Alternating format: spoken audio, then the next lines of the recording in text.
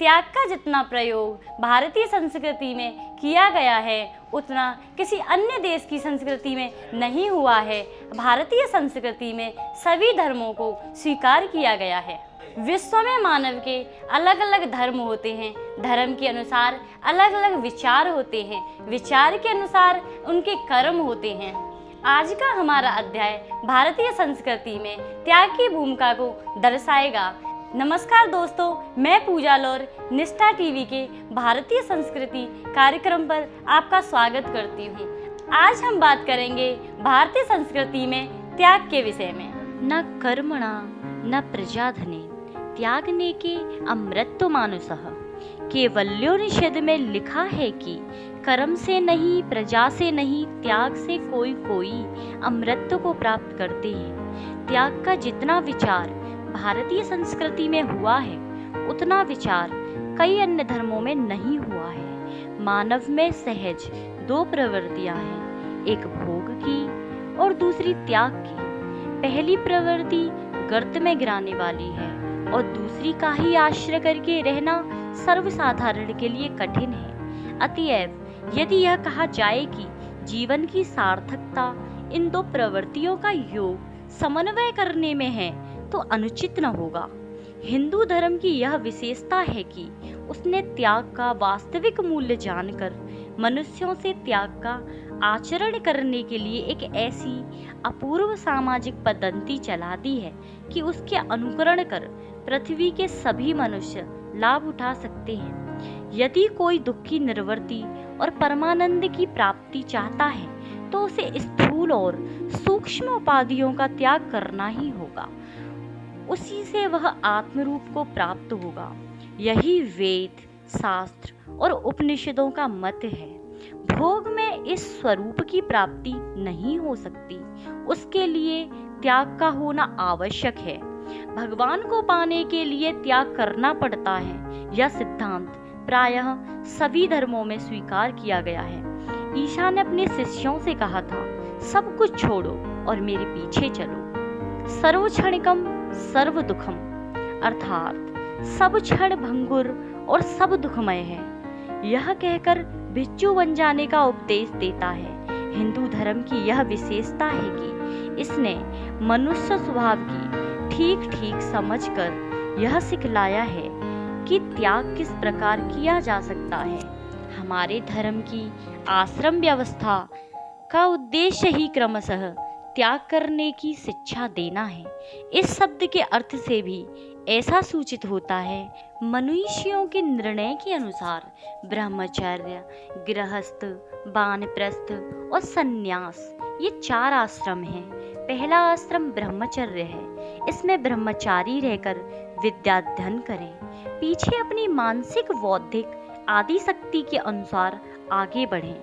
बौद्ध धर्म के समान हमारा धर्म सबसे त्याग करने को नहीं कहता। संन्यास में सबका अधिकार नहीं है। संन्यास ग्रहण करके सब उसे पचा भी नहीं सकते। जो पचा नहीं सकते उनके लिए उनका त्याग भोग बन जाता है। किंतु ऐसे महापुरुष जो बचपन से ही संसार से विरक्त हो जाते हैं, जैसे आदि शंकराचार्य, स्वामी विवेकानंद आदि, उनको रोका भी नहीं जा सकता।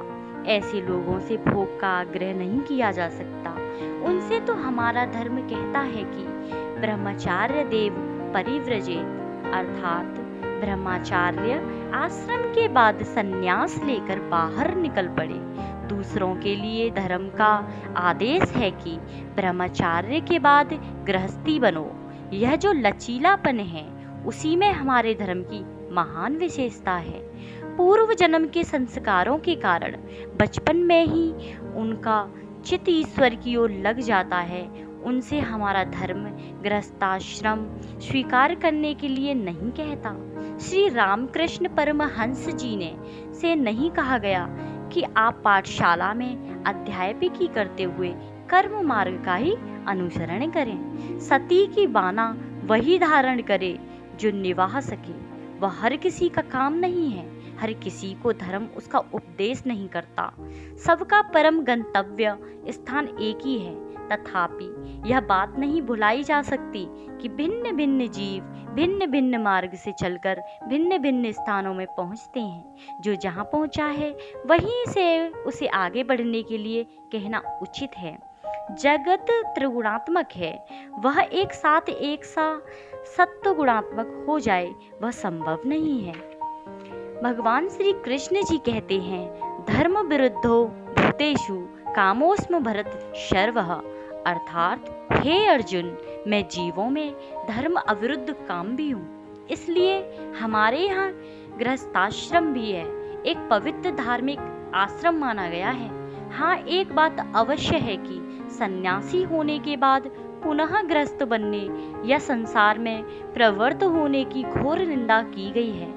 जो सन्यासी ऐसा करता है वो अपने आप तो पतित होता ही है, अपने पीछे और आगे का भी पीढ़ियों को भी भ्रष्ट करता है। अतएव सामान्य रूप से वानप्रस्थावस्था में रहकर इंद्रियों का पूरा नियंत्रण हो जाने के बाद ही सन्यासी होना संभव है। जीव को परमार्थ पथ पर चलना है, यह सही है, पर इसके साथ हमारे धर्म की यह शिक्षा है कि इस पथ पर चलते हुए वह दूसरों का भी कल्याण करे।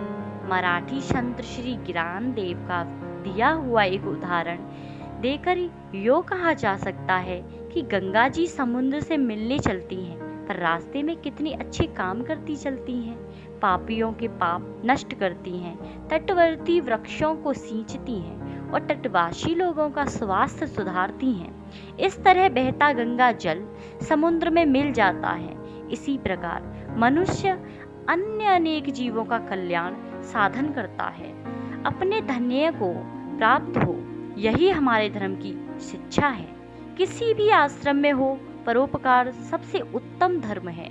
अर्थात 18 पुराणों में व्यास की 2 ही बातें हैं, परोपकार पुण्य के लिए होता है और परपीड़न पाप के लिए। सन्याश्रम हमारे आश्रम रूपी मंदिर का शिखर है, वह बहुत ही पवित्र व उच्च है। संकल्प का त्याग कर जो सन्यासी होता है वही सच्चा सन्यासी है। हमारे धर्म के अनुसार सन्यास का स्थान कितना ऊंचा है यह सभी लोग जानते हैं। सामान्य मनुष्य जब मर जाता है तब उसकी लाश जलाई जाती है, परंतु सन्यासी का मृत शरीर गाड़ा जाता है, उस पर उसका समाधि मंदिर बनता है और वहाँ उसकी पूजा की जाती है। जिसने अपने शरीर, इंद्रियों और मन के संकल्प धोकर उन्हें पवित्र कर लिया, हमारा धर्म उसे इतना सम्मान देता है। वैदिक काल के ऋषियों ने बहुत सोच समझकर अपनी दिव्य दृष्टि से सब कुछ देखकर त्याग और आश्रम आदि के सिद्धांत निश्चित किए हैं। हर किसी को धीरे धीरे त्याग करना सिखाकर व्यक्ति और समाज को उन्नति के उच्च शिखर को प्राप्त करने का प्रयत्न किया है। हमें उनका आदर करना चाहिए। वास्तव में विदेशी शासन और सभ्यता के प्रभाव से लोगों ने पुरानी विचारधारा को पीछे धकेल दिया है। आदर्शवादी संस्कृति के लिए यह अच्छी बात नहीं है। उपयोगी नई चीज़ों को अपनाना उचित ही है, परंतु अपनी परंपरा को तिलांजलि देना भी ठीक नहीं है। तो देखा दोस्तों, किस प्रकार भारतीय संस्कृति में मनुष्य के स्वभाव को समझाया गया है, किस प्रकार त्याग किया जाता है और कैसे कैसे भारतीय संस्कृति में धर्म को स्वीकार किया गया है। अगले अध्याय में नई जानकारी के साथ फिर से उपस्थित होंगे। अगर आपने अभी तक चैनल को सब्सक्राइब नहीं किया है तो प्लीज़ सब्सक्राइब करें।